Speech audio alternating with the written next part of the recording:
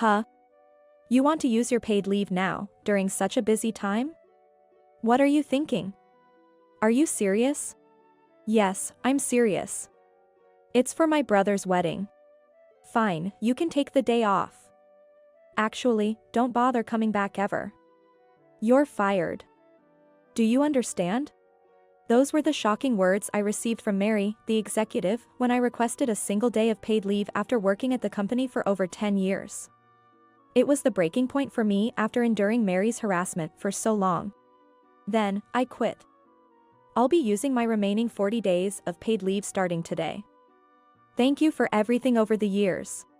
Saying this, I took off my apron. I then grabbed my belongings and left the company. Little did Mary or I know that this would lead to a major crash in the company's stock prices. My name is Lisa. My brother, Bob, and I had a comfortable life with our kind parents. Every summer, we would go on a 2-day trip, and they often took us to famous amusement parks within the country. Our comfortable life changed drastically in the spring of my senior year of high school. My parents went to a nearby tourist spot for cherry blossom viewing. They often went out together, so my brother, Bob, and I easily saw them off. However, on their way back, they got involved in a multi-car accident. Their car was wrecked, and both of them passed away. Suddenly, Bob and I, who had been comfortably protected by our parents, were thrown into the rough seas of society. As the older sister, I had no time to mourn. I had to quickly shoulder the burdens of life. Bob was still in middle school. I had to be strong for both of us. Holding back my tears, I began to take care of all the household chores for the two of us. Fortunately, we had some savings and insurance money left by our parents, so we weren't immediately troubled by living expenses. However, Bob, unlike me, was a bright student who excelled in his studies.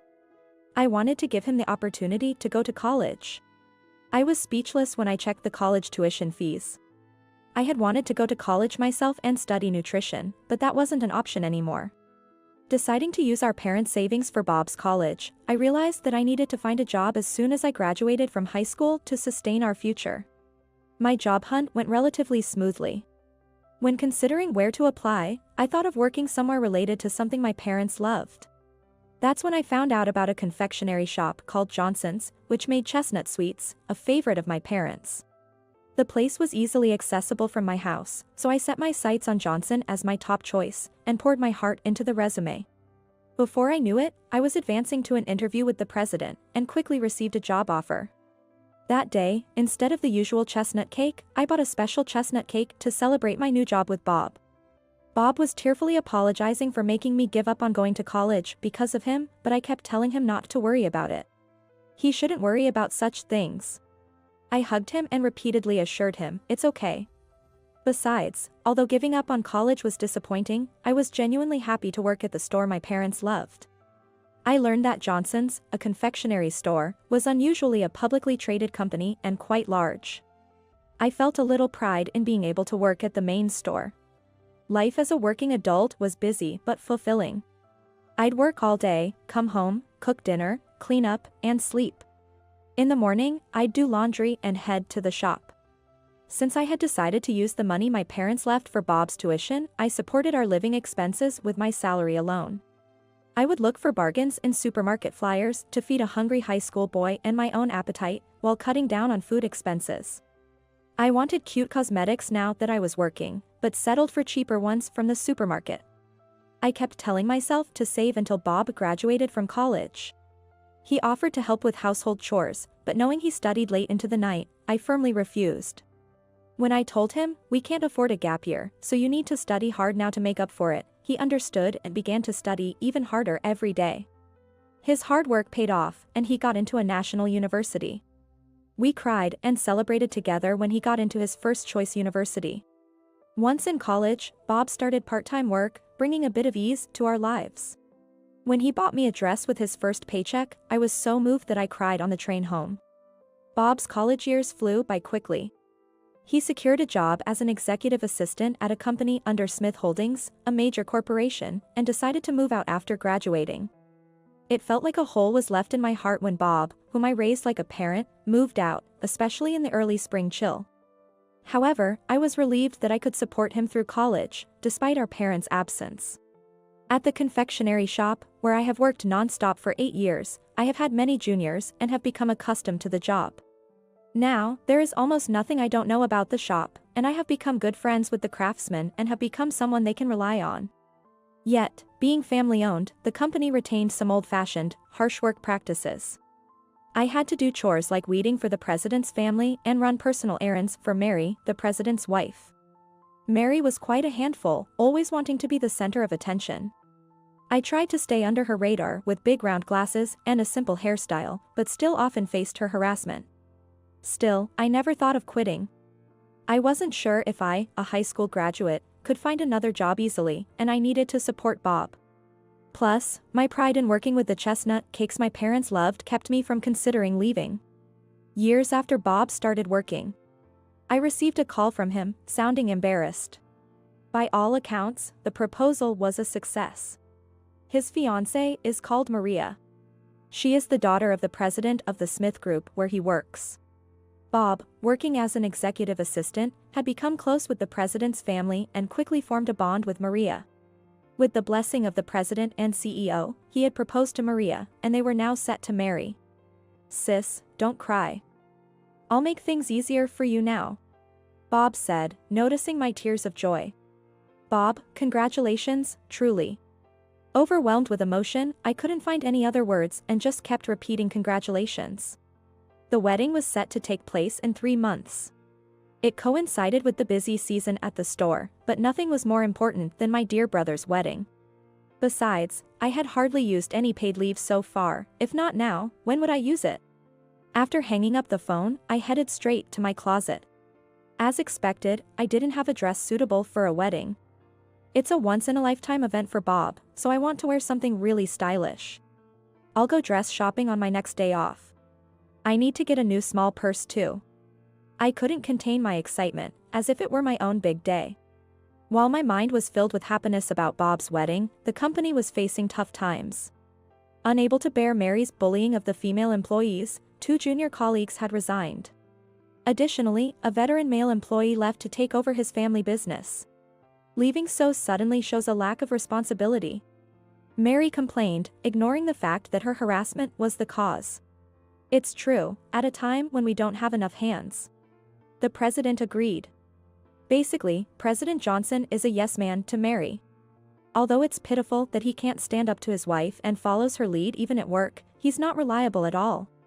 Now, with people having left, the president and Mary didn't even think of hiring replacements, dumping the extra work on us and just grumbling, which was truly exhausting. Still, I worked desperately, covering for the juniors who left, and the wedding day approached before I knew it. I had planned to apply for a day off when Mary was in a good mood, but hadn't found the right time to mention the wedding. With only 2 weeks left, I had to apply today. "Mary, good evening." "Oh, Lisa, what do you need?" "My brother is getting married." "That's great, congratulations." "And when are you getting married, Lisa?" I was just here to apply for leave. Why did she need to ask about my marriage prospects? Annoyed, but not showing it, I continued. "Someday I will. For now, I'd like to take a day off on the 25th, Sunday." "What? You want to take a day off during this busy period? Are you serious?" "I am. It's my brother's wedding." "Fine. Take the day off. Actually, you don't need to come back ever. You're fired. Understand? Fired, after over 10 years of dedicated service, without hardly taking any leave? And for my brother's wedding? Working tirelessly through this busy period, even covering for those who left?" Something inside me snapped. Perhaps it was the last straw after enduring years of Mary's harassment. Then, I'll resign. I'll use the remaining 40 days of my leave, starting today. Thank you for everything over the years. As I spoke, I removed my bandana. Ignoring the stunned colleagues, Mary, and the speechless President Johnson, I grabbed my belongings from the locker and left the company without looking back. Despite being unfairly dismissed, I felt a strange sense of liberation once I stepped out of the company. Determined to sever all ties with the company. My first stop was a mobile phone store. I changed my number to ensure I wouldn't receive any calls from the company. Then, deciding to start anew, I chose to move out of my apartment since the company knew my address. And I didn't want them tracking me down. I thought about looking for a new place through a real estate agent, but then I decided to fulfill a long-held dream of living in a hotel. After all, I had been working for over 10 years since high school. Without any significant breaks, meaning I couldn't spend my salary on leisure. I had been thrifty, buying only essential clothes and cosmetics, and dining out was out of the question.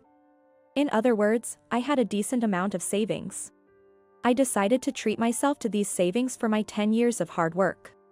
With that in mind, I checked into a business hotel near the station for a long-term stay. I jumped into the freshly made bed, marking the start of my comfortable hotel life. Finally, the day of Bob's wedding arrived. The bride being Maria, the daughter of the well-known Smith Group's president, the wedding was held in a luxurious venue at a top-tier hotel. Thank you all for attending my sister's wedding today. The groom, Bob, has been working as my assistant and is an exceptionally talented young man, truly my right hand. It's a great happiness for my sister to marry such a capable and sincere man. For us at Smith Group, it's also a great addition to have such a strong character join our family, promising future growth and stability for our group. Tears welled up in my eyes during the speech by Maria's brother, President Smith.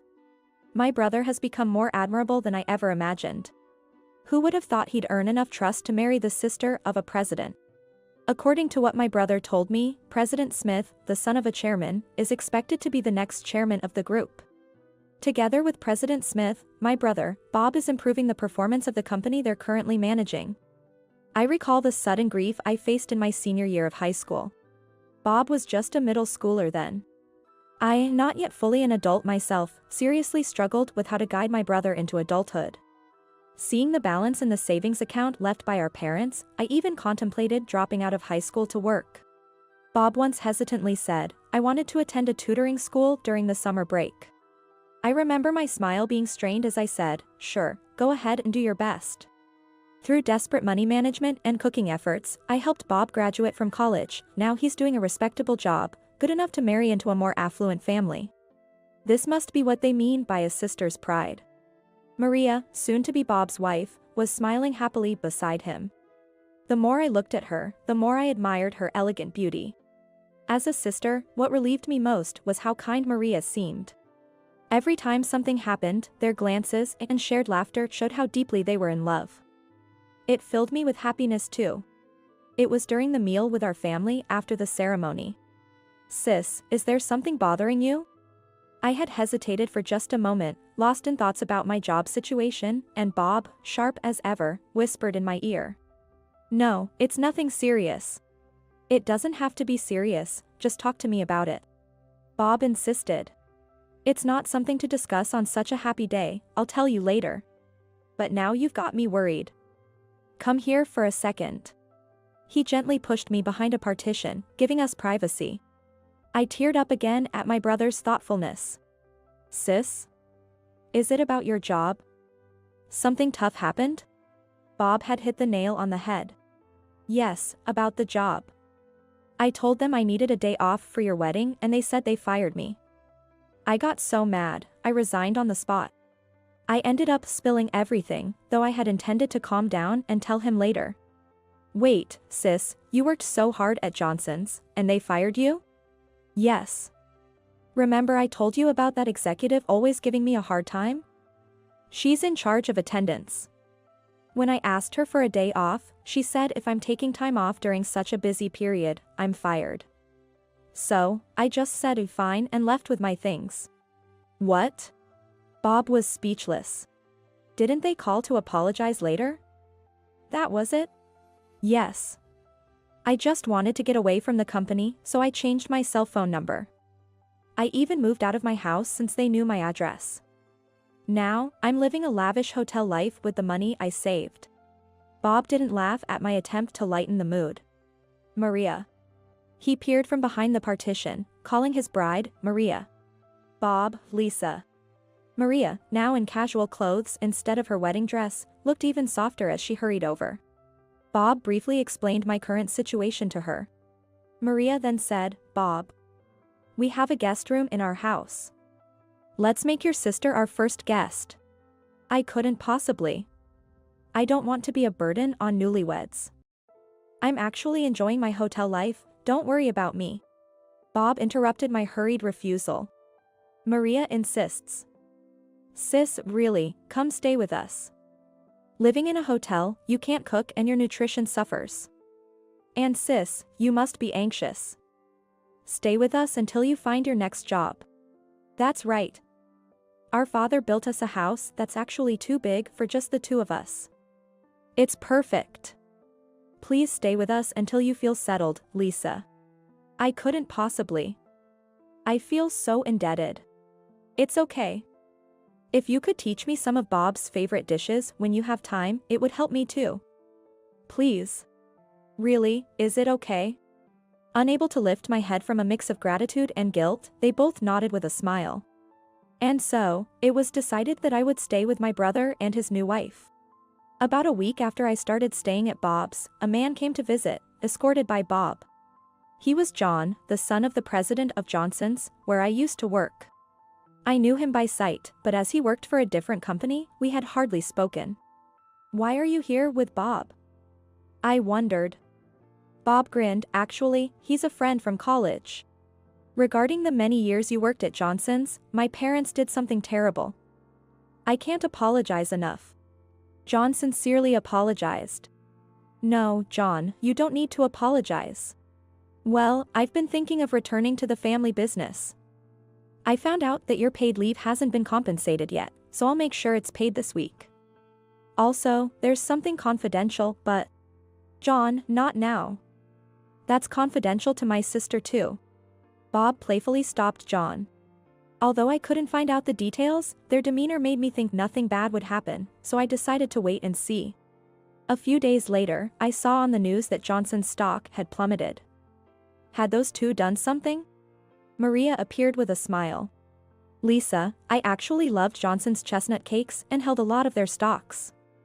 But, after what they did to you, Bob and I discussed it and sold them all. My father also held shares, and he was furious when he heard about their treatment of you. So, we all sold them. This crash? I held quite a bit, for investment purposes. When I sold them all at once. But, it seems there are many others selling Johnson's shares now. Look. She showed me the screen of her tablet. It displayed news about Johnson's staff resigning and incidents of harassment by Mary. About that. Suddenly, Bob appeared. John and I bought most of the sold shares. With that, we can have a say in the management. Being the son of the president doesn't make John the president of Johnson's. At the next shareholders meeting, we plan to oust the current president and executive director and install John as president. We'll clear the bad reputation and compete again with delicious chestnut cakes. John has learned proper management at another company, he's trustworthy. I noticed you and John were planning something, but I never imagined this. Right. Sis, when John becomes president, would you support him again? This is a letter from him. The letter from John contained an apology and a request for me to come back, promising to never involve the current president or Mary in the company again. He asked if I would teach him about the business, becoming his right-hand person. John and I agree that we won't make you do unreasonable work, Bob assured. I couldn't help but smile a bit at the earnestness of their offer. The job at Johnson's, which I had once left behind. But I really do love Johnson's chestnut cakes. Wanting to preserve the flavor cherished by my parents, I nodded quietly yet firmly. When I returned to the company after a long time, most of the staff had resigned. Relationships with suppliers were mostly damaged. It seemed a daunting task to turn things around, but the staff who stayed were highly motivated. Everyone was filled with a desire to protect Johnson's flavors. Moreover, craftsmen who had been with the company since the previous president's time and long-term suppliers were hopeful about John's leadership, which shone a ray of hope for revival. However, just as the business started to improve, the former president and Mary showed up.